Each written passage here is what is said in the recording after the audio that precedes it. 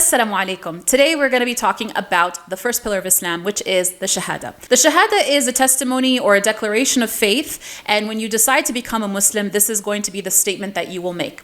And that statement is, Ashhadu anna la ilaha illallah wa ashhadu anna Muhammad Rasulullah.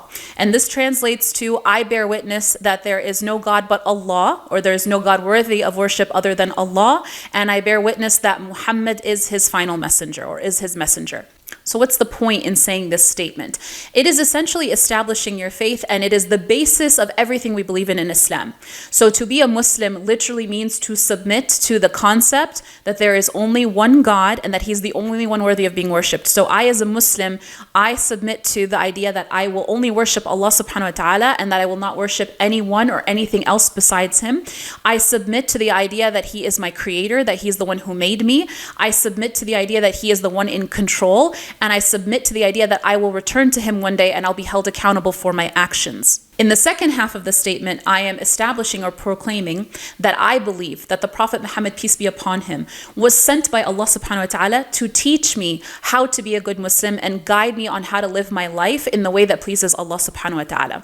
So as Muslims, we see the Prophet Muhammad, peace be upon him, as our role model on how to be the ideal Muslim. We believe that he was sent to us as a teacher to teach us how to practice Islam the right way, and that's why we try to emulate as many of his characteristics and behaviors and practices as possible. So when I make this commitment to focus on Allah subhanahu wa ta'ala, I'm focusing on worshiping him, right? I don't worship things like money or people or power and all of these material things that we see in life. I'm focused on my relationship with Allah. So your Shahada is your key or your entrance into Islam, and then everything else is built on top of it. That's why it's the first pillar of Islam, and it's essentially you establishing your faith as a Muslim.